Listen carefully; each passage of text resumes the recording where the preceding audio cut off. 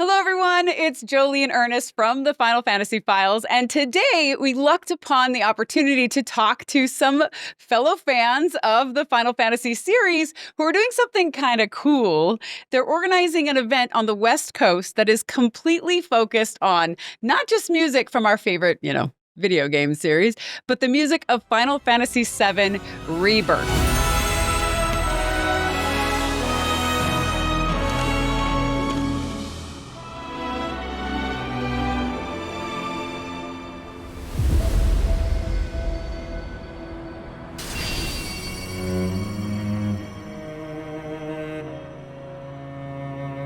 And the event is called MAGWest.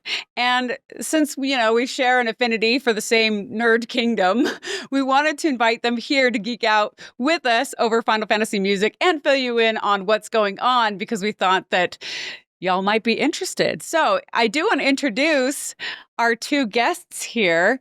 Of course, Ernest, you're not a guest. You're here all the time, so we don't need any introduction for you. I'm a resident. Yep. So we have Jean Draband and V. Christie. Hi, guys. Hey. Hey. And I just want to have a nice conversation. I don't know. I thought it was so cool when I heard about MAGWest.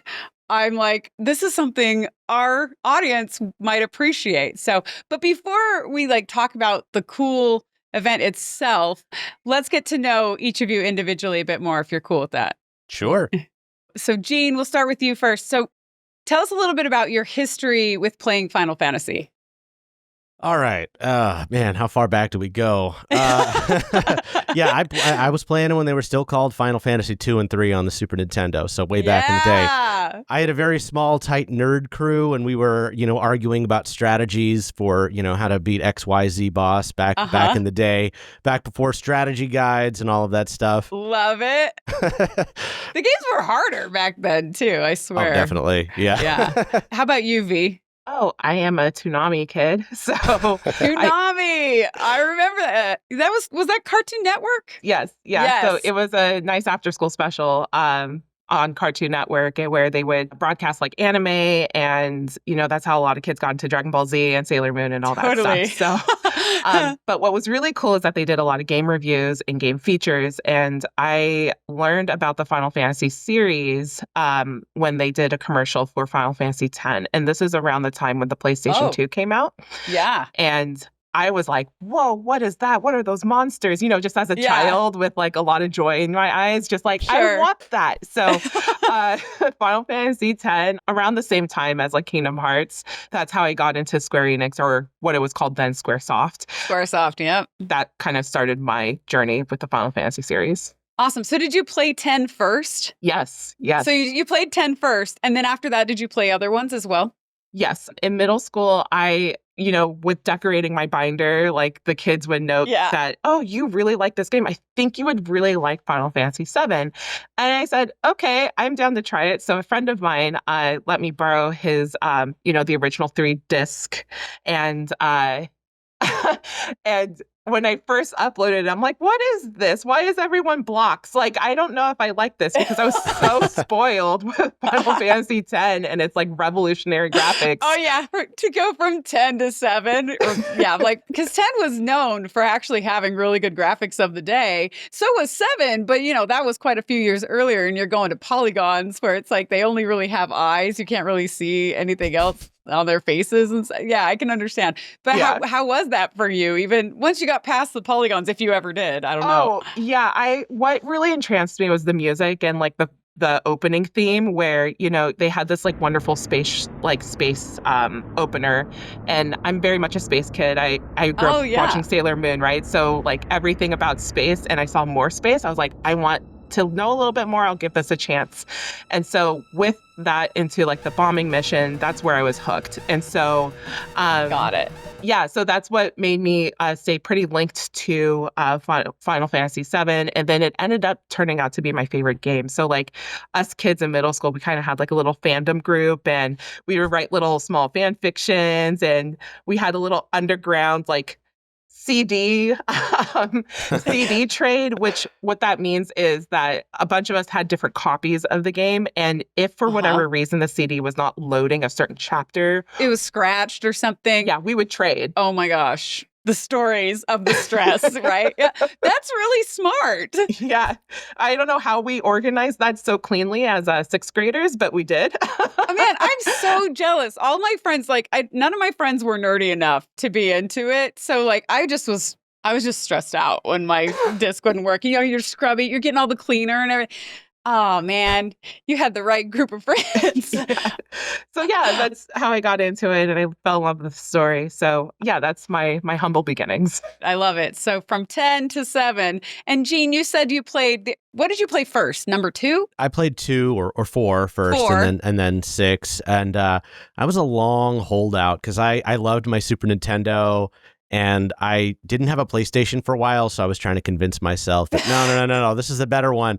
I love 6. It's the one that I definitely spent the most time with as a kid, but I had to begrudgingly accept that 7's actually a really good game. It was really good, but I came to it fairly late. I think I played it in 2002 or 3. I already had I had a PS2. 5 years later, yeah. Yeah, and I sort of I bristle at too much hype, and I'm like, it can't be as good as people say, and it was almost as good as people said. Almost as good. Yeah, I was a little disappointed about that. Well, so here's an interesting fact. For 7, I did not play it originally on the PS2.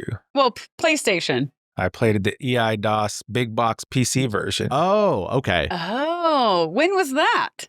I don't remember. I don't even know the release date for that. It was 98 or 99. All I remember is I was walking in a store. I think it was CompUSA, but it might have been one of those other Babbage's or any of these long now defunct computer brands we're talking about here. You're aging us all.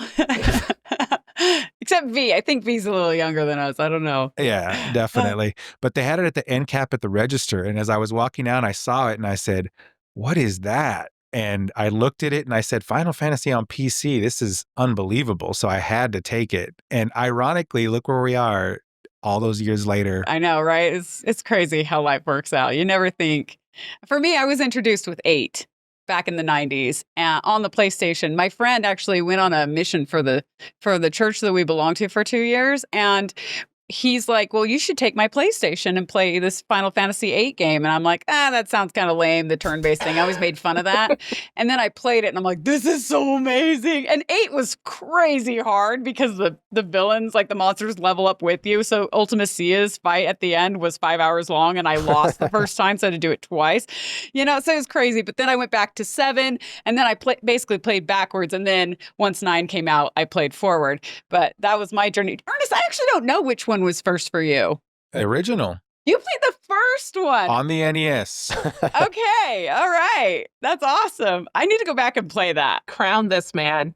Yeah, seriously. And let me tell you, I was a little kid when I played. And I was not. I expected that you were 25 years old. I was going to say, I should not have been playing that at that age, but I did. And I can tell you that it was formative for me because if you've played the original, you know how hard that thing is. And yeah, if you don't read the manual, you don't know anything about how the game works and the game doesn't hold your hand. So I was a little kid playing it was so difficult. Do you remember how old you are? Because I have a 6-year-old and I really want to introduce him to the series. And he's obsessed with the old school games from original NES and Atari and stuff. And I'm worried if I give him Final Fantasy, he's going to be like, this is lame and never revisit it again. And I'll be devastated. As long as he can read the manual and understand what's in there. So I want to say I was around 7 or 8 when I played it for the first time. Okay, he's 6, but he can read. But I don't think he can understand everything in it. Yeah, it's hard. It's tough. Yeah. Okay, we're going to wait. The thing is now with the Pixel remasters, they've changed a lot of it. So you can turn down or off the random encounter stuff and you can speed up the traversal of the terrain. And the triple speed is very nice. Yeah, if you're going to introduce somebody to the original, do the Pixel remaster for the creature comforts while you're playing it. When you say you had the guide, I'm just curious, was it the old school text-based only walkthrough? I had all of the Brady Games guides for and I would 100% each of these. So I would spend hundreds of hours on every game, starting with the very first one. Except with Final Fantasy X, you have to 100% it to get the alternate ending that's kind of a happier ending. I was determined to get this alternate ending. And then at the end of the game, and I don't know what happened, I was 99.99% complete. And I still to this day don't know what I missed, and I didn't get that ending, and I was so mad. But then YouTube was created later, and then I watched it on YouTube. It was okay, but I was so mad at the time. I was so mad. So what's everybody's favorite Final Fantasy? You first. I mean, if you have one. All bias, it's 7. 7. 7's my favorite one. Yeah. I love it. It's very influential of like how I grew up too. I made a lot of friends surrounding that game, and I think that's what helped push me. That's cool. To like really have a not romantic like it's romantic like I'm in love, but like just kind of romanticism surrounding the game itself with life. And you said, I was reading a little bit about you. I made them send me information about themselves in case. I was reading a little bit about you, and you said that your favorite character is Tifa from 7. Is there a reason why you love Tifa? A lot of people love Tifa in our audience for good reason. Yeah, Tifa's like everyone's older sister. Just very caring and really wants to make sure like the soft sides of you are kind of taken care of. And also she had a really great character development from like, I want to be a damsel in distress to like, I'm actually, saving the world and I'm helping, solve a really huge like climate issue with this like alien guy who's trying to like destroy the world. I really loved that. And something about her that really like as I gotten older, I realized that she's probably one of the very few characters that didn't really have a lot of like enhancements. Like she wasn't like exposed to Mako or she doesn't have like, the gun arm or anything like that. She is just like, a girl who learned martial arts. And who just kicks butt. Yeah, and just kicks butt. And so I just really, really enjoyed her as a character and like the development through that. I think one of the things I wish better for her is that, Cloud could have given her a little bit more attention. But like other than that, she's very resilient, especially with the things of like witnessing her hometown getting burned down, watching her dad die, and, still being able to try to find some positivity in all the darkness that she's enduring. Like she was able to like get through it all. Yeah, that is cool. She's not embittered by the hardships that she's had in life. She's used those to kind of overcome, which is really awesome for a character like that. Yeah. And don't get me wrong, like the other characters also have their versions of darkness. Like they go through it with each character, but hers particularly, I think I really resonated with because I don't know, like the older sister thing. I'm the oldest sister in my family. And so I think me and her just like, I always had pictures and like, always wanted to draw her, but I didn't want to draw her because I was like, oh no, Tifa's TNA. Like, no, not that at all. Like, it's literally because I admired her as a character. So do you draw? Are you an artist as well? You seem like somebody who's probably artistic. I don't know. I play more music these days than I actually sketch. I probably set the pencil down in high school when I was getting a little bit more serious with playing trombone. So, if I am sketching anything, it's nothing serious. Like it looks like, what a typical middle schooler drawing of like anime looks like. So like, but I do a lot of like, poster design and graphic design these days for like events and stuff. So if any artistry, like from like, trying to draw people like images to, just having like a graphics brain, that's where those skills transferred to. Oh yeah, that's a real asset for what you're doing then. That's awesome. One more quick follow-up question for you, V. Have you had a chance to play the new installments of the Final Fantasy VII universe? So Rebirth, Remake. Oh, yeah, I was a completionist about it. Yeah. Okay, cool. So you've played those. Do you think they did Tifa justice? Yes, I think they did. I don't really have a lot of complaints about that. And there's a lot of gotcha moments that I really love the interpretations for. Uh-huh.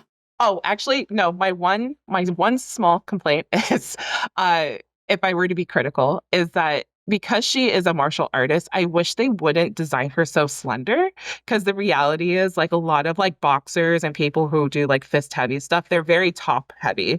They should look like Bailey from like WWE. So, so like I would like to see a character design that resembles a little bit more like that than like the reality of what she does. Exactly. Okay, cool take. That makes sense. And Gene, I didn't ask you, favorite? Do you have one favorite? So I would honestly say, I say this a little bit sarcastically. When other people say their favorite Final Fantasy is 6, I was like, get with the times. It's so old. But deep down in my heart, 6 is my favorite. But 6 is your favorite. Yeah, because one of the things that really is great about the game is it was Square firing on all cylinders. You have this great ensemble cast, wonderful music. It's sort of the best of the system. And it does something that I think very few games really even attempt, especially JRPGs, is, the world of balance, world of ruin thing. Every JRPG threatens the big bad is going to destroy the world. And in this one, spoiler alert, they do. And so you spend the next half of the game, it's very nonlinear, and you meet up with a lot of the characters who are sort of picking up the pieces, and you get a very different look. And nobody has all that much dialogue. I mean, it's a Super Nintendo game, but you kind of see a different side of all of the characters. I can only think of a few other games that really have that kind of... That is different. Yeah, that sort of contrast. I mean, there are games like Nier, which is all in the bad time, but not so much the like seeing that kind of progression. And it's, music's fantastic. And so good. The opera. Oh yeah. So good.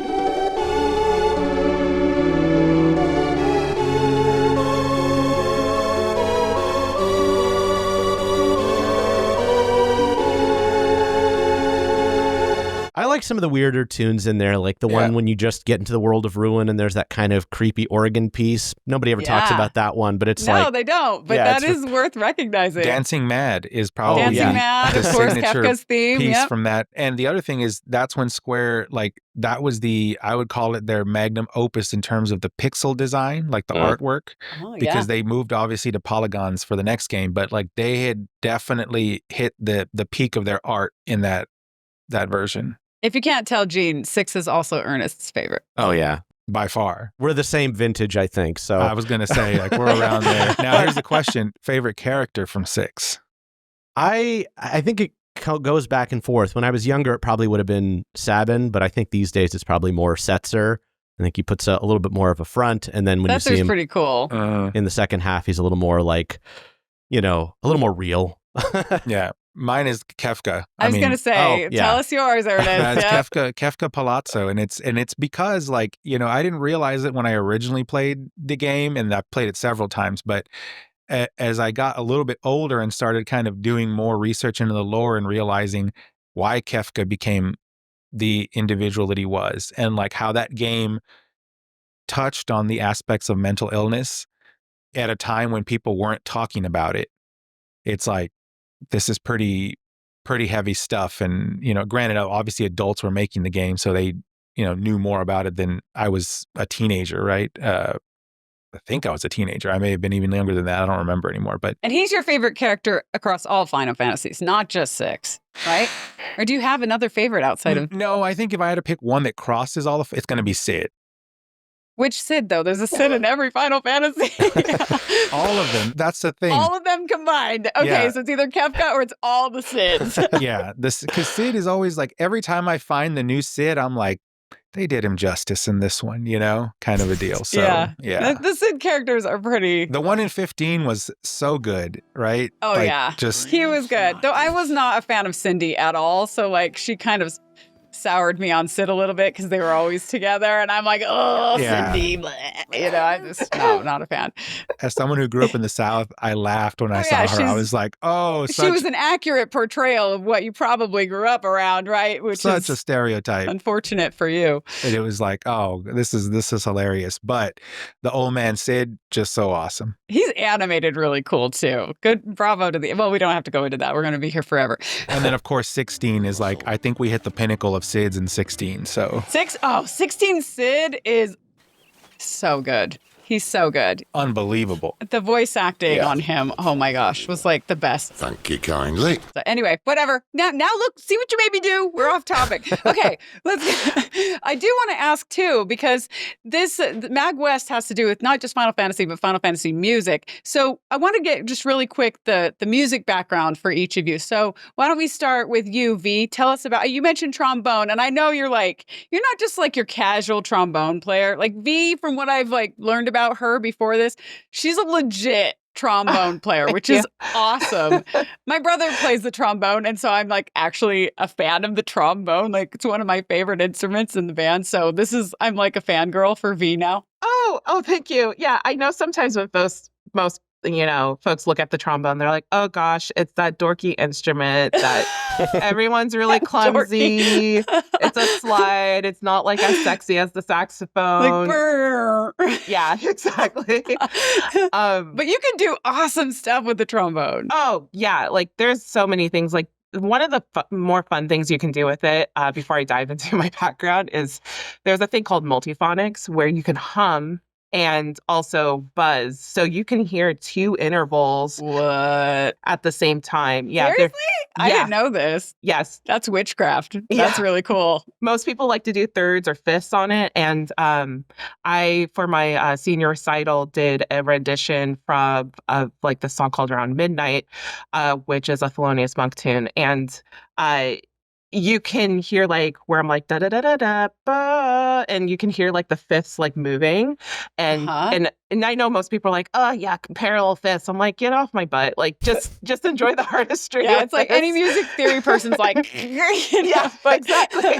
But no, it's a really beautiful thing, especially, and depending on the texture of your voice, right? Like if you have a deeper voice, you often have more successful multiphonics with lower notes, where if you have a higher voice, you have more successful overtones with the higher pitches. So the way the trombone is built, does it amplify your voice enough to actually compete with the real sound of the buzzing trombone at the same time? Like, it depends on your... One doesn't drown the other one out? I'm just curious how that works physically. Oh, it depends on your air strength, and it also depends on like the support you're giving it. Like there are certain intervals where it's just not going to happen because it will start competing, and it's not going to sound very pretty. So that's why most folks will stick with like thirds or fifths. But and also, like, if you have like a more soprano like voice and you're trying to do like the low notes, the note will overtake what you're trying to do because it's just not lining up the way that it wants to. That makes sense to me. And vice versa. So that's my favorite, I would say, feature of the trombone, where like most people like lip trills, where it's like the or they like to play like really fast, like bebop style. But no, I like multiphonics a lot. That's way cool. And there's your trombone behind you. Yeah, there's at least one of them. Yeah, do you have like 2 or 3, like 10 trombones back there?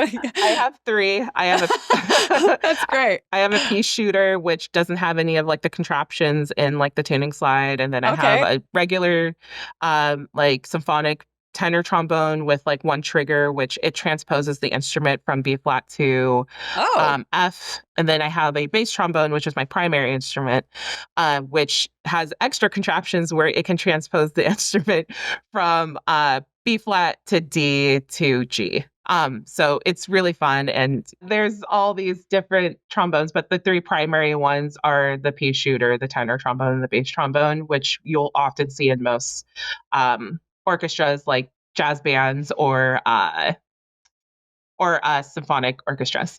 So that's way cool. And then you said you were talking about your senior recital. So it sounds like you studied music probably in undergrad. Did you major in tromboning? Yes, I am a bachelor of the boneheads. I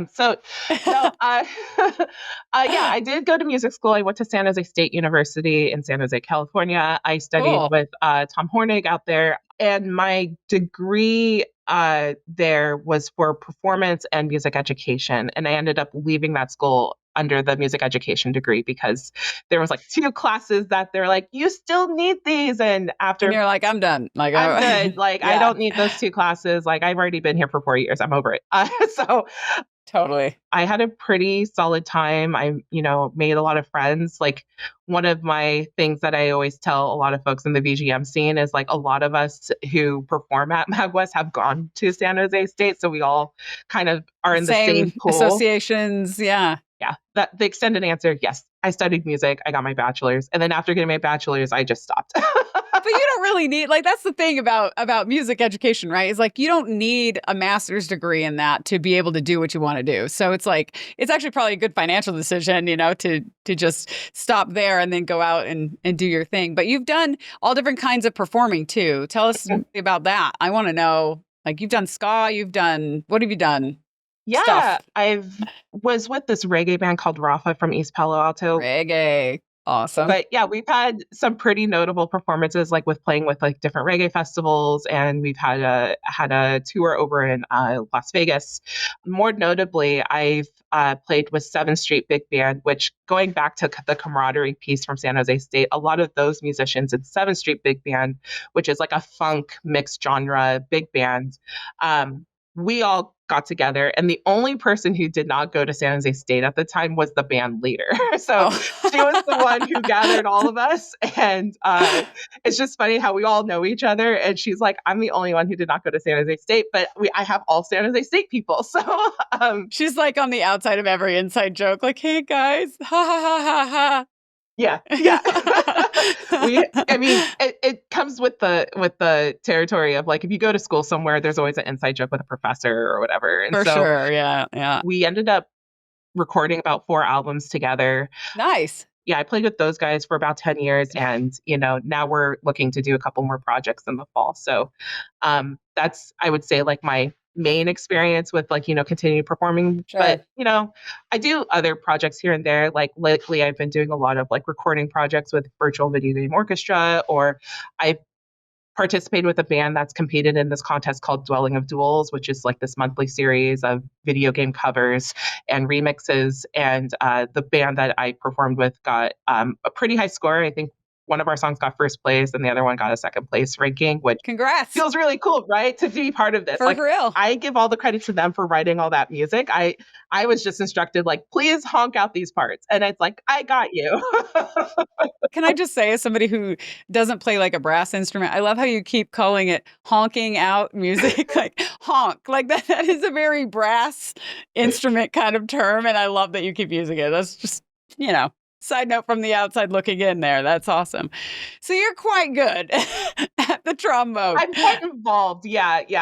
Very cool. And Jean, you are also a musician of your own right, it sounds like. So what's your background in music? Sure. Well, I'll try to keep it brief because, it could be, I was born in a log cabin if we are here all day. But, so I actually have always been really interested in music. I've been studying and playing piano since I was a teen. I've since unfortunately put it down as a practical instrument that I play all the time. But when I was an undergrad, I actually studied a classical music degree, sort of more conservatory style at UC Berkeley. Okay, cool. I got the degree, but what I realized the entire time, it was sort of like there was this kind of internal friction of like, yes, I'm learning a lot about music theory and performance and all this stuff, but this isn't really who I am. I'm a Fruity Loops University kind of guy. So I ended up, after I graduated, I respect, as one would say on a podcast like this, as an audio guy. I went down to our local community colleges, West Valley, De Anza, Foothill. I took all the audio classes, Oh, wow, cool. Composition, arrangement, recording, basically anything that you can do that involves studios and microphones and digital audio workstations. And I pretty much never looked back. I've mostly done that kind of stuff, although I do still write music from time to time. But, I recorded in studios. I was kind of the in-house engineer at Foothill for a little while, helping other students do some of their recording projects. I was kind of like the guy with the key, so. Yeah, okay. He lives here basically, so. Yeah. So this is an RE20, and this would be considered one of the cheaper mics that they had at those studios. I was going to say, we can all tell that you're an audio guy just by the sound of your voice on the microphone. So, like the rest of us are going to have to use like the AI enhancement to make us sound studio worthy, but not you, Jean. You just got to walk around with golden hands, never drop any $1,000 microphones. I was trusted with a lot of responsibility. I call myself a red wizard of supporting folks. I really enjoy supporting the community. I've done a lot of things over the years. I used to run live sound at various local places in San Jose. I just recently, like a year and a half ago, helped our friend Ben Vizzini as his producer on an album, which is not appropriate for this podcast, but... Fun fact, I also contributed trombone on that album as well. Oh, wow. Yeah. What an experience for y'all. Yeah. And, I've also, there's a lot of people in our VGM community that I've helped with albums. Our friend Ian Cowell released an album several years ago that I'm, special credit on. I technically also have a gold on Dwelling of Duels just because I was kind of the mix specialist helping, tune up a couple of things for something that won first place. But I'm like the lowest credit, and that's fine. I probably shouldn't even be on that track. Hey, credit matters. Like, you contributed. You take ownership of that. I mostly make meme songs in that community for myself. I do a lot of golf music. It's a thing. And then, Gene, you said you had a podcast. Sure. So I'm one half of the podcast Pixelated Audio.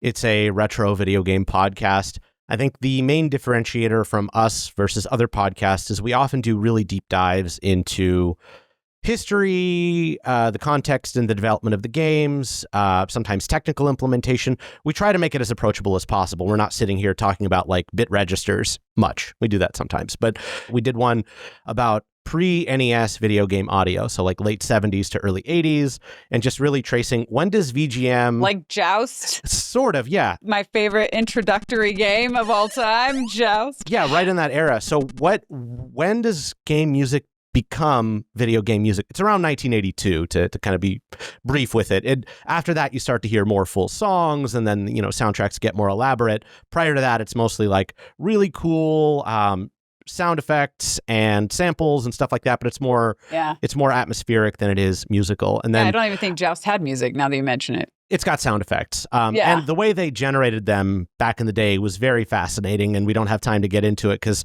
there were no readily available sample libraries or workstations. It was like people holding up a microphone to something, or just, oh, well, I'm working on it. I'm just going to hold up the mic and run it through some feedback. And that's how you get like, weird robot voices and stuff. But it was very cool. That makes sense now. Thinking back to what those sounds were like, it totally is what you're saying.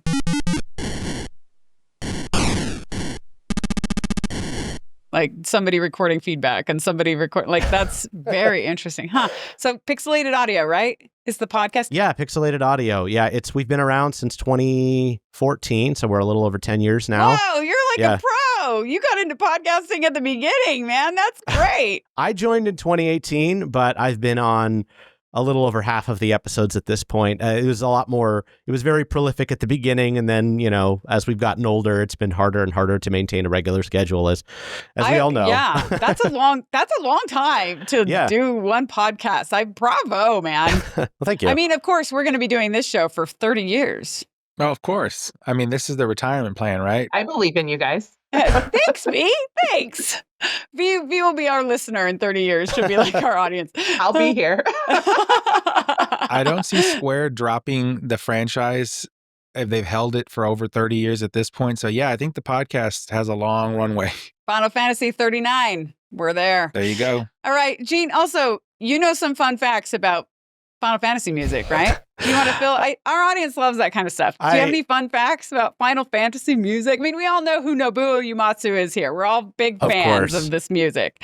So the original Final Fantasy VII is often accused of using MIDI music, and that's not actually MIDI. It's like a small, very, very tiny sample so that it sounds MIDI-ish. So it's probably sampled. Let me pause you for a quick second because we don't have a lot of music. We have some music experts, but we have some who are not. Explain what MIDI is for those who might not know. Yes, MIDI, musical instrument digital interface. It was, I believe, created in 1980 or 1982. I'm a little light on the details, but it's essentially the way that old nerds figure out how to get synthesizers to talk to other synthesizers, computers. Basically, when you play on a MIDI keyboard now, it sounds out to whatever synth or whatever you've got going. So it's like a data way of playing and recording music. It's like data that can then be translated into, is that how you could explain it for somebody who's... It's instrument on-off data. It says, press this button for this long, change to this instrument or patch. Yeah. It's basically the underlying code, if you will, for most musical instruments. There's now a MIDI 2.0 protocol, but I mean, the old one's still good. Who needs higher resolutions? Fine. No, but the point is, it's how a lot of very early game music was written because it's very space efficient. You can have that makes sense. A little library of sounds that take up almost no space, and you just tell it when to play instead of having MP3s or whatever, which take up a lot more space. Right, instead of the actual recordings. Yeah. That makes sense. Okay, so you said that Final Fantasy VII was accused of using? Well, it's not so much accused, but the sample library is very cheap sounding, so it's very likely that they either took very small samples, like sine waves, triangles, things like that, to I see. Kind of similar to what they would have done on the Super Nintendo, very, very small samples, and then just made libraries. But it's like, it sounds MIDI-ish. It's not actually MIDI, it is like these little samples. However, the PC version is MIDI, and there's 4 different MIDI versions depending on which sound card you had, because that was a big problem in the late 90s. It might not work. Yeah. Ernest, I wonder which one you got. A Sound Blaster. I want to say it was a Sound Blaster FX for that generation. I'm really reaching back. Did he have like the high quality MIDI or something? I wouldn't say it's about a quality thing. It's more... It was the codec for the driver of the sound card. But the codec affects the quality, right? It can. I would say the way that it plays back may sound better on certain sound cards than others, but the sequence data, like you could have 2 sound cards that are technically compatible with the same file and one sounds a lot worse. So it's not usually the MIDI that's the problem. It's often, whatever hardware you have. So is that what made Final Fantasy VII unique, is that it had like basically 5 different ways of playing the music? Well, that's the PC version. The original version is like, the little sample library. But I think the reason why I bring that up is I think as much as we sort of love and adore FF7, it is a very interesting transitional game, and that they didn't know if it was going to work. So they're using a lot of really old kind of play it safe techniques, like it's like FF6 but bigger, and there's like lots of FMV and polygons. They kind of look like the cute characters, and it didn't quite work. That's why everybody has the Popeye arms and stuff. But like, it's like they were trying to recreate, the style, which is why FF8 and 9 went with a lot more realistic models and stuff. Right. But it's this weird like transitional generational change game. So we love it because we grew up with it. But at the time, they were flying by the seat of their pants. They had no idea. Interesting. Yeah. Yeah. And it wasn't just them. Like, go look at the N64, the early games on that, they're catastrophe, right? Like that transition was rough, but it had to happen, right? To get to where we are today. Well, it is interesting just visually to think about going from 6 to 7, right? Everybody thinks about that because it's pixels to polygons. But to your point, from 7 to 8 was quite a difference too. Because you go from Popeye polygons to actual people, and I remember thinking that the graphics were amazing, and now it's crazy what we have. Y'all should go listen to his podcast because it sounds like there's a lot of good stuff on it.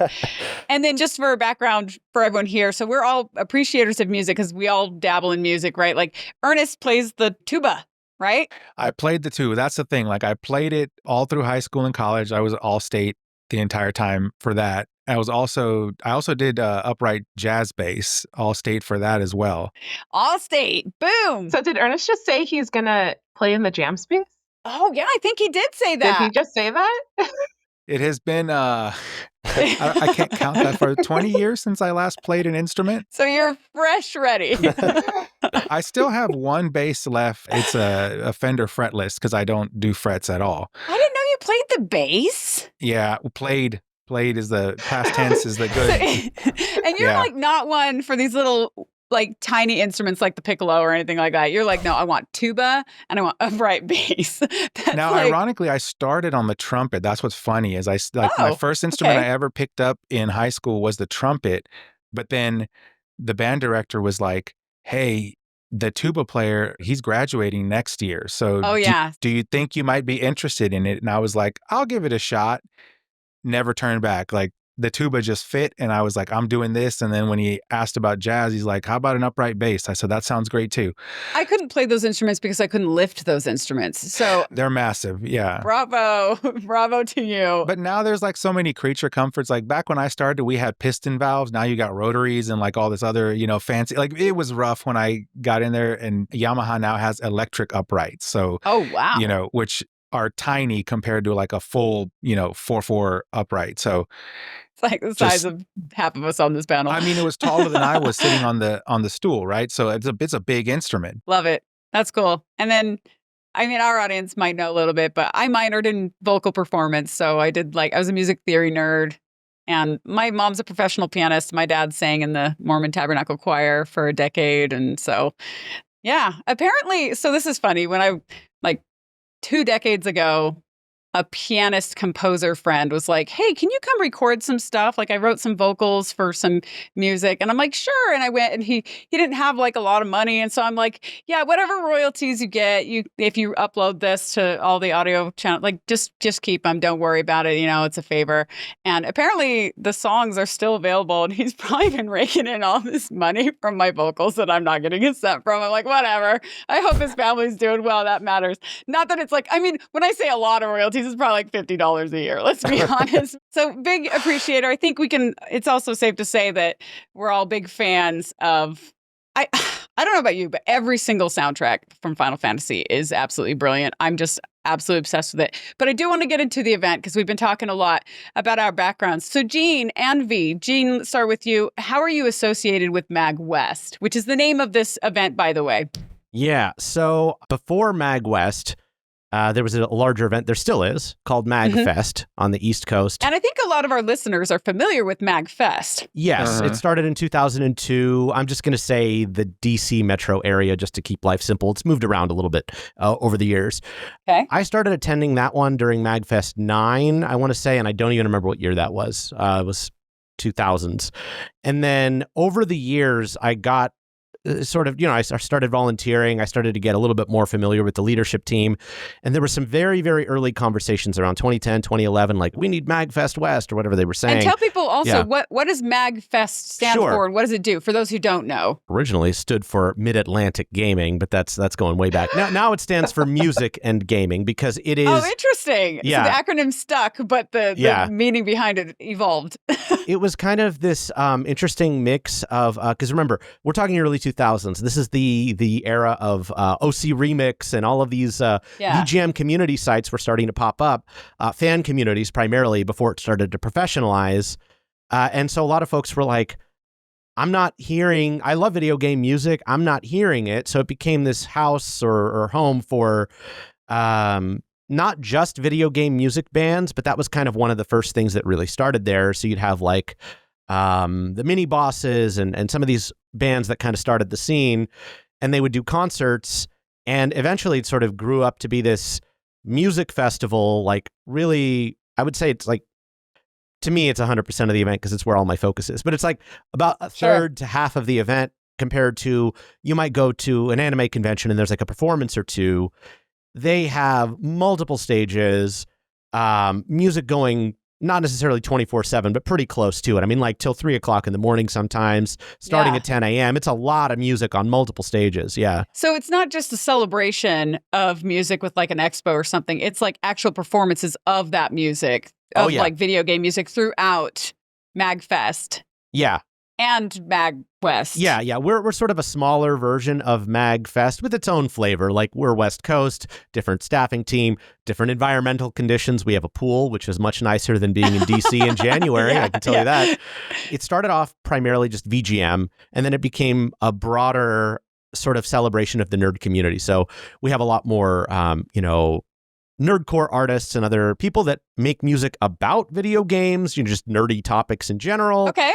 Some people are the composers themselves and they perform their music live. Other times you have cover bands, and sometimes it's just like an indie artist that is sort of, they're nerdy or they're nerd culture adjacent. So it's kind of this big nerd celebration. And I wouldn't say that there is less video game music. It's just everything else has grown so much around it that it's maybe proportionally a little less, but there's still a ton. So it's just this huge thing. And a lot of people go to MAGFest. 25 to 30,000 people. It's popular event.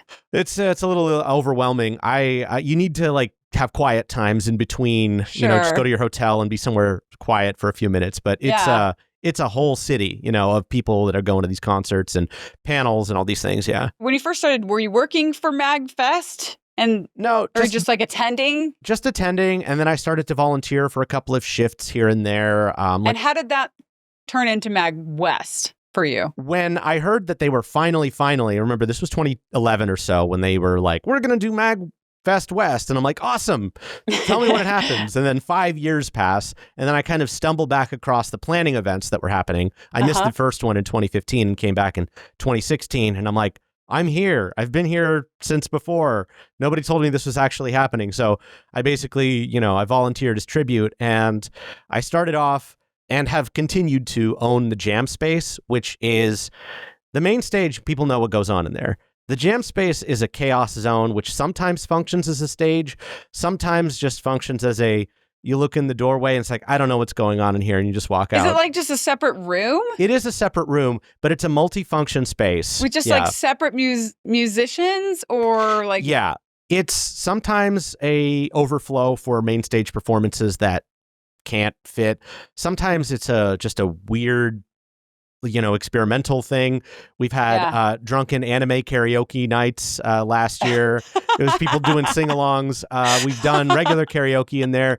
One time we did a demo scene competition where people wrote music in little corners and then like played it out for people. Oh, wow. Of course, jams. We have like open jams where people can just pick up an instrument and somebody's on the bass, somebody's on the keys. You just kind of bring up a chart. Yeah. Someone's on the bass. Well, different kind of bass, I guess. But maybe you can play that too. I don't know. Yeah, no, I mean, get electric bass. If you know upright, you're right at home. But is that what you do now then? Is the jam room, the jam space? Yeah, I've also since taken on more responsibility. I help a lot with the music booking. Okay, cool. And deal with all the really fun administrative things of like getting artists to get me their materials, which is fun. It's a full-time job. Herding cats. Yeah. Herding artistic cats. That's even worse. I asked for this 2 weeks ago. It's like it's a lot of that. But I mean, it's great, and it always comes together in this really awesome celebration. And just to kind of, we know that the theme this year is FF7. One of the things that we do is we have a different theme every year. The shirt that I'm wearing, it's maybe not super obvious because it's not red and black and white, but we did a Persona theme last year. So we're kind of Persona 5 oriented. We had a couple of bands do Persona music, including Lotus Juice, who's this big rapper who's done a lot of music throughout the series. So it was like a huge deal. And every time I would tell people about it, they'd be like, oh my God, Lotus Juice is playing. That's so awesome. And so we're trying to do similar things this year with the Final Fantasy VII theme. Yeah, since this year the theme is Final Fantasy VII, Rebirth specifically, Rebirth Remake, or is it just Final Fantasy VII in general? I'd say... they're the same tracks, it's just one is more elaborate in terms of orchestration, but... from the musical perspective, it's a loose theme. I'd say maybe, a good handful of acts will be playing music from Final Fantasy, but it's not a requirement by any means. There's going to be quite a few that are playing other things, but we do have... Is it time for us to make a few little announcements, V, of who might be coming out there? You know what? Go for it, man. So one of our most well-received performances from 2019 was this combination set that we had between Super Soul Bros and Mega Ran, who's a nerdcore rapper, and Soul Bros is the local San Jose video game jazz band. So we're trying to make that happen again. Mega Ran has remastered the Black Materia album, which is this rap album over Final Fantasy VII music. So we're older, we're wiser, we're a little more tired, but we're going to try to make that happen again, and it's going to be super awesome. That was 2019. People still talk to me about that set as like one of their favorite performances that we've ever done. We've done some really amazing performances over the years. We've got a little surprise. I'm not going to spoil it just yet, but we have a band that's going to be doing some... something from Blue Dragon. If you like your Nobuo Uematsu. So, it's a little bit of a little left a curve, You're like, oh, I know this song. Oh, it's this song. You'll know it when you hear it. People are going to be going crazy for that stuff. Yeah. If you've played the game and you've played a couple of boss battles, you know which song I'm talking about. It was one of the rare titles that made it to Xbox. Yeah. But more is going to Xbox. Yes. We just learned that Final Fantasy 16 and 7 Remake and Intermission DLC are going to Xbox. So... oh, snap. More Xboxers, I know. That's me. So how about you, V? What's your role in all this? Well, I sometimes will joke around and say I'm one of the newer volunteers, but I'm about to complete my 5th year volunteering with MAGWest as a whole. That's great. But I actually had zero clue about MAGWest existing when I learned about the whole thing. I was invited out to MAGWest one year. So I came to check it out, and I was really digging hip hop. And as a trombone player, I didn't know where to insert myself, right? And so I was like, I'm just going to enjoy this for what this is. And this is like really great. And so and on top of that, I saw some friends from college there. And so I'm like, what are you guys doing here? And they're like, what are you doing here? So it kind of looked like the Spider-Man meme of like pointing at each other. I'm like, how did you find out about this? Are you a nerd? I'm like, are you a nerd. So yeah, it was just really fun, just kind of like being an attendee of MAGWest, not knowing anything about the bigger event on the East Coast. And then at one point I was like, I really like this event. I want to keep coming to it. And a friend of mine invited me up on his panel to talk about me as an artist, like what do I experience as, a Black woman in the musical space. And it was very empowering. And then, a sort of unrelated of just being around and knowing, the people at MAGWest and like, just showing up and like just being supportive. Then that's when I was confronted by Ben Tristan, who's the event chair for MAGWest. And he goes, hey, I've seen you before at Super Soul Bro shows. Would you be interested in volunteering? And I was like, yeah, I really like this. So I'm down to volunteer. So my initial role, he asked me this in 2019, so that event. And then, so basically I was on track to do the 2020 event, which we all know what happened in 2020. Really? Right, yeah. Yeah, I hosted a tech conference in San Francisco in February of 2020, right as things were starting to get a little crazy. And it was the last plane ride I ever took, like, for years. Yeah, and it was crazy because we were planning an in-person event. And so when March hit, we're like, okay, now what? And we were still trying to plan an in-person event because it didn't feel super serious in March. Like, yes, we all got the text messages saying like, stay at home. We're like, okay. 2 weeks to slow the spread. And it was like 2 years. Yeah, exactly. So we're all kind of panicking collectively. Like, what do we do? And I'm over here crying because I'm like, how am I going to hire people if we're just like not having a good time? Yeah. And so my first role for MAGWest was to be the special guest booker. So it's guests that are music adjacent, but not enough to do a main stage act, but are, celebrated in their way, like as a composer or voice actor or, speed runner. So like that was my job. And so it was just really scary to ask people during this time of like, would you want to come to an in-person event if we're doing it? Would you want to? And then we converted to a virtual event. We're like, would you be down to do a virtual event for this cost? And so it was just really, kind of intimidating during that time, but we persevered and we had a pretty successful virtual event, which I think MAGWest experimented on behalf of MAGFest of like, how can we make it work? Is it successful? And luckily a lot of people like pitched in to just make it happen. So those recordings are still available on YouTube, and we have one for 2020 and we also have one for 2021, and we came back in person for 2022, which at that point I was promoted from guest department head to programming division head, where I not only oversee all the guest bookings, but I also overlook marketplace and our variety stage and charity work and panels. And so I have more to the story, but like that's how I got really started with the MAGWest portion of things. So tell this group, this audience, we've got this great community. They're super friendly. They're very into Final Fantasy.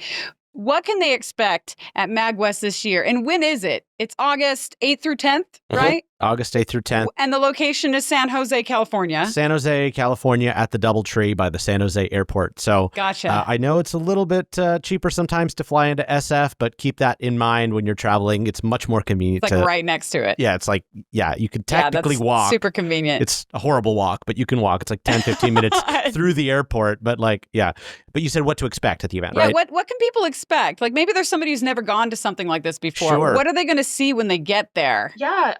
So one of the things that I want to emphasize is that there's a lot of community opportunities to get to participate, right? And so like this is one of those events where you're not just walking in and observing and then you're walking out. No, there's so many opportunities to just insert yourself somewhere. So like, for example, we have a community orchestra, and whether if you're a hobbyist or a pro, or like you're just learning a new instrument, like that's the perfect opportunity for you to rehearse with them and then do this really grand performance on Saturday of the music in theme with the event. So you bring your own instrument, or you don't bring your own instrument? You do. You bring your own instrument.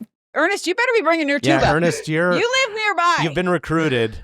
I don't even own a tuba. Well, time to get one. Well, excuse me, Miss Flute Girly. I heard you play flute for a second. No, that was a joke. I actually don't play flute at all. I only do singing. I dabble in a little bit of piano and drums, but that is it. In fact, in high school, I was in a band, and the stupid band named us Jolie's our drummer. That was our band name. It was so stupid. I stopped playing the drums after that for a long time. That's a good band name. Oh, yeah, it was not it's not a good band name at all. But Ernest, I want to see you on that tuba, so you better be borrowing one from a friend and just cleaning it off or something. Borrowing one from a friend. That's hilarious. Because there's so many of them out there, right? Like, yeah, touche. that's like the one thing that's almost impossible to find. So, okay, so you get there and there's like opportunities to participate in like an orchestra. There's also performances. Is there like an expo floor or anything like that? Yes. Like there is an expo floor. And what can people see and do there? So for the expo floor, we do have an arcade where they bring in a lot of like different fan favorites of like different games from like, you know, your traditional like fighting games to, you know, like more of like the dance rhythm games and stuff like that. And then we also have a consoles floor where there's all the retro stuff, or now retro stuff. So you'll see things from like Dreamcast to like regular PlayStation, the old Xbox. It's crazy that's retro now. We're so right. old. And so like we do have a floor for that. We also have an indie showcase where a lot of independent gaming studios will come in and bring their games that they want to just sample with the community. So it's also a place of discovery where if you're like, I just want to learn a new thing and I just want to be like, I just want to get to know the people around me, like that's the place to do that, where you might, you know, for example, with MAGWest, there was like a diaper changing game, which is really bizarre. Nice. But like, I guess there's like a score associated with like changing a diaper. And like, you know, most people are like, that's really unique. I've never heard of that before. And so you might discover something like that. Dude, I would rock that challenge. I'd win that one. I'm saying. I just had my third baby like 2 months ago. I would kick all y'all's butts. I'm just saying, you should bring that back. Right. And so there's games like that. And like, I know there was another game that was for like stress release. And it was just really nice, like just to have the independent developers just to talk to you about like what they've been creating. And then as for marketplace, we really try to focus our efforts on like trying to stay as local as we can, because since it's a West Coast event, we want to really pay homage to all the West Coast artists and vendors. And so we do have a floor of vendors. It's not as expansive as something as big as like, you know, Comic-Con or, you know, Fanime. But what I will say is that it's very close, like it's very intimate. It's just a chance for you to really get to know the vendors. And we also try to stay really in theme with like what we have that year, right? So for example, this year we invited the Materia store, which is a record store based in Seattle, and they have a bunch of like Final Fantasy repertoire ready to sell. And so like, you know, we try to mix it up so then that way there's a little bit of specialization to the theme, but at the same time being fair in our practices with accepting vendors. There's also a speed running charity stage that we're introducing this year, hosted by MAGFest, where they just do speed runs, and they will have Final Fantasy specific speed runs to showcase. And basically it's like, how do you break or hack the game to get to the end of it? It's crazy how fast people can be on even Final Fantasy, though. Like the speedruns that I've seen, I'm like, how? Yeah, it's like a combination of like little built-in Easter egg secrets and glitches to try to get to the end faster. And glitches. I really enjoy the gimmick ones where they, you know, abuse some mechanic and it's like they beat the game in 5 minutes. I'm like, how would anybody even figure this out, you know? Yeah, like who's sitting there like, you know, running into walls and then figured out like, oh my gosh, I can run into this wall 10 times and now here I am. Those of us of a certain vintage remember finding the warp zone in level 1-2 of original Super Mario Brothers. Negative World or whatever. How would you have found that unless you accidentally overshot that last jump on the elevator and then walk past it? There was no other way to find it. So oh, that one. Yeah. I thought you meant if you jump over the flagpole, the game like glitches and like the numbers are all in the negative and everything is weird, but still playable. Oh, no. I'm talking about like level 1-2 where like you overshoot that second one and you run across the top and drop into the warp zone. It's like that was the developers clearly meant for that to be there, but you would never have found it unless you did that one thing. Yeah. I was a Sega girl, so it sounds like I missed out on that whole opportunity. How unfortunate for me. So then when it comes to the music, is there music playing constantly just around the clock, or are there gaps? Like, how does that work? I mean, there are gaps, but we try to do as best we can counter programming. So there's always something going on. And generally speaking, you don't have that FOMO. We try not to book like 2 rock acts at the same time. So there might be a rock act and a DJ playing at the same time. So if you're vibing more with the DJs, you go over there. If you want to see the orchestra, you go see that. But we have, our main stage, which is obviously, wall-to-wall concerts. Yeah. Pretty much what you'd expect. Nice sound reinforcement, lighting, huge room, really, really nice. Then we have the jam space, which becomes a little bit more informal, and it's a little bit more roll the dice. It could be a guided workshop where, you have somebody who's walking you through how to learn to read a chart, for example, or maybe it is a performance, but we don't usually over-index on performances in the jam space because, we want to make sure people are enjoying the main stage as much as possible. Then we have the variety stage, which is generally, I would say, acoustic music, so chamber style, violin, flute, things that sound out loudly enough that you don't generally need amplification, or very light amplification is not, drowning people out. And then finally, our pool area is kind of just lounge. Grab a drink, grab a meal, and hang out. There's DJs. Sometimes we have some real just goofball performances out there. Oh, that sounds really nice. Robbie Benson, who is our patron saint and a mascot, has done. I don't know if folks know who George Sanger is. He's done music for a lot of like the putt-putt games. He's doing music way back in the 90s. He just came out there and did surf rock for an hour and a half with Robbie Benson and some other clowns underneath a canopy for like 9 people were trying to cram in there. It's just, we have the video of that. It's really crazy, but the music was so much fun. Everybody loved that. And it just kind of came together almost by happenstance. He was coming, and then Robbie said, why don't we do a thing? And then they said, Gene, can you slot us in? And I'm like, sure, you got like 1 to 3. Go for it. And then that's how that happens. Awesome. And then why should people come out to this event? You're inviting our audience and anybody who is interested in Final Fantasy music, video game music, to come out to this, especially if you're on the West Coast. And if you're not, you can make the trip if you want to. Why should people come out? What are they going to love the most? I feel like one of the biggest things I always tell like my friends is you always get an experience out of it, right? Like you're always going to have a special year. You're always going to talk about the specific thing that you experienced at MAGWest of the specific year that you were there.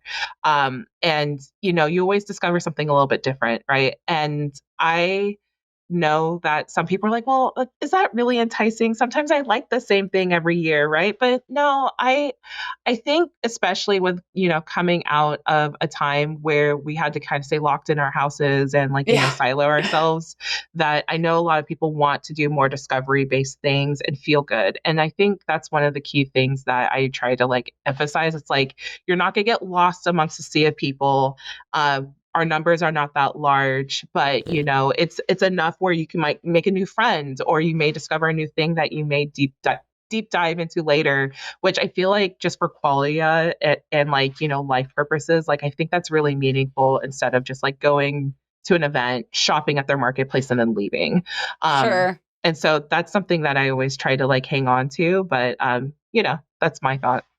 Yeah, I would say, and V talked about it a lot. The something we've talked about a lot is, yes, it's an event that really encourages participation, but those kind of happenstance, spur of the moment things just are.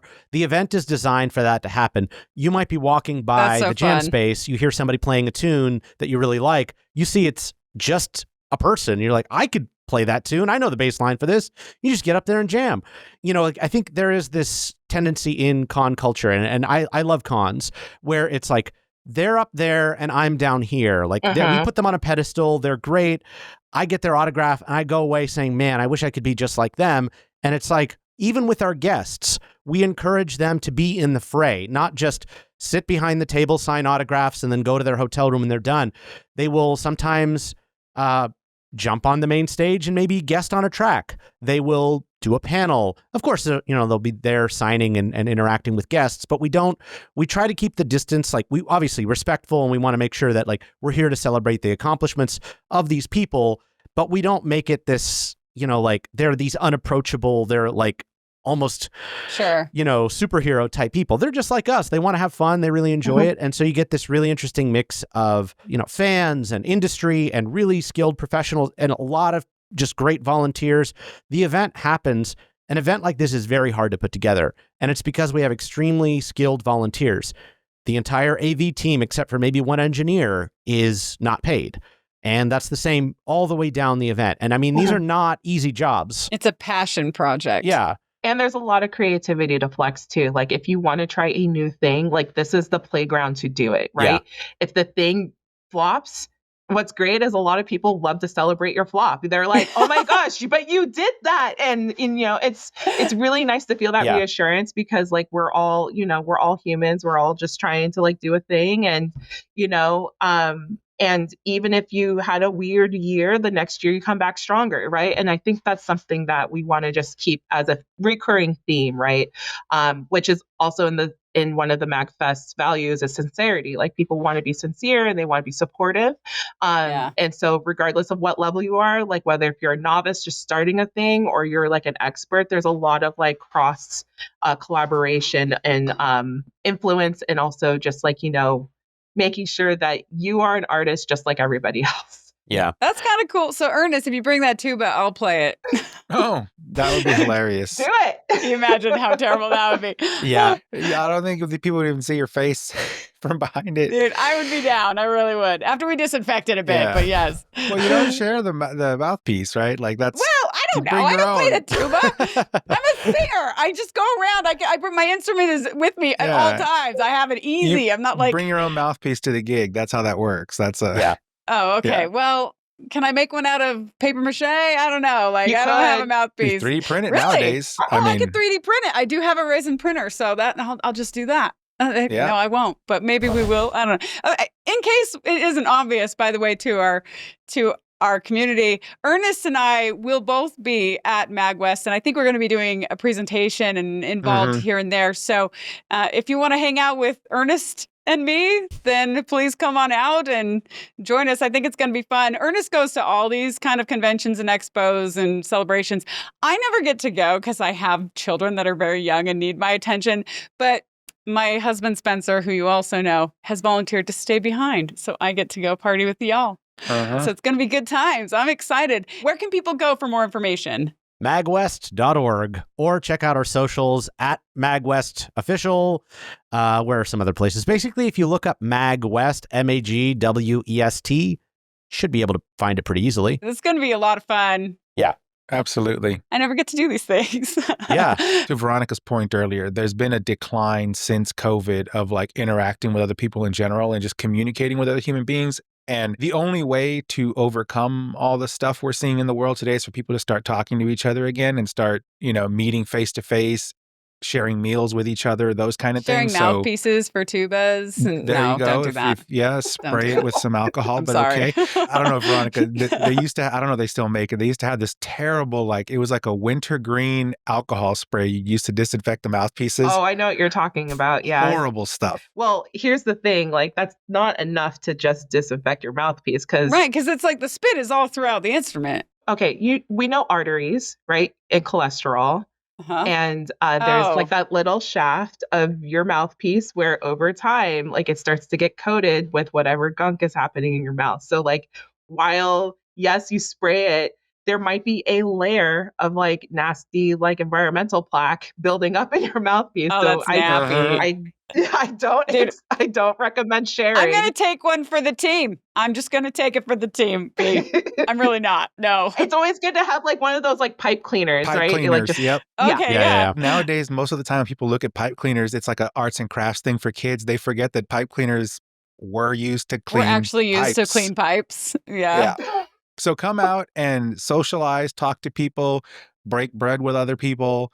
This is how we overcome what's going on with just the social anxiety and a bunch of other things that are going on in the world. So, by the way, we are not paid for this discussion. No. This is just for fun. Just in case anybody's did they pay you for this conversation? No, I just wanted to know about MAGWest. We're going and they like Final Fantasy. So that's why we're here. It's great. Here's the thing that I really want to stress, MAGWest, MAGFest, this is a nonprofit. We really genuinely do try to keep our prices as low as possible. When you look at how much is going on pound for pound, it is a relatively inexpensive event. We want people to come. We want them to enjoy, I think our ticket normally is about $100 for the weekend. And which, that's pretty good. Trust me, we got stuff going on basically until 3 o'clock in the morning every day, except Sundays, ends a little earlier. Yeah, the content ratio justifies the price. That's one ticket to a concert. And I mean, we have something like 20 to 30 artists. We have guests. We have panels, a huge gaming hall. It is a party. We want people to come.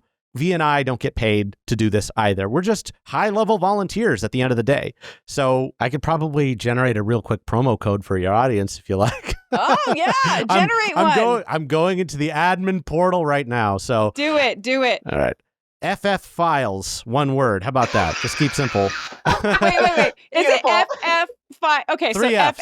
FFF. Okay, gotcha. FFF, yes. ILES. So I'll just make that and it'll be for $10 off. So, score. Thank you, Yeah. Gene. Y'all. Gene just hooked us up, $10 off. Groups are always the cheapest way to get there, but yeah. You can buy a hamburger for that money now instead. Thank you. No problem. But you're in the Bay Area. Oh, so what do you buy? A vegan burger? A veggie burger? What do you buy? No, you buy Mexican food. You should not be eating burgers here. Oh yeah, you guys are all. I'm not a foodie. I'm like the weirdo who eats like a 7-year-old and everything has to be plain and So I'm not the right person to tell you what to buy. Buy whatever you want. Yeah, this is one of those places where if I see you eating a burger, I'm like, what's going on over there? You probably are gonna see that, Ernest. So you're just gonna need to get over it. It's gonna happen. So much good local food here. So much. Okay. Anyway, yes. So that promo code is FF Files. So that's 3 Fs in a row. FFFILES. So there you go. Thank you, Jane. $10 off MAGWest. That's fantastic. Well, I just want to thank you both for letting us talk to you. Gene, V, such a pleasure. It really is. And to all those watching and listening, thank you for being here with us, of course. And remember, you can support us by giving us a like. I hate doing these ending things, by the way. Give us a like, subscribe. But it really does make a difference. And so we have to say it. But, and I should also say, for those who are waiting for more full-length deep dive discussions of Final Fantasy VII Rebirth, the different chapter by chapter discussions, fear not. We actually have 4 more episodes already recorded, and now that my newborn is getting on a more predictable schedule, I hope to actually start turning those around for y'all. So thank you for your patience and your support during the birth of our 3rd child. 3 boys. It is a hectic household. You probably heard him screaming while I was in here. I just locked them out of my office. And if you didn't, you heard mine doing it. So now they're my husband's problem. Boys are the best, let me tell you. They already like video games, and one of them's only 2 months, and he loves them. He doesn't know anything about video games. You get the point. He's going to love them. He's going to love them. But yes, and of course, if you do want to geek out with us in person with a bunch of like-minded Final Fantasy music nerds, Final Fantasy music fans, video game fans, please join us all at MAGWest this August. You'll see all of us there. It should be a really nerdtacular party. I'm looking forward to being there. And I think that does it. So with that, walk tall, my friends. And may the flames of the Phoenix drop an amazing hot D&B track for the rest of your week.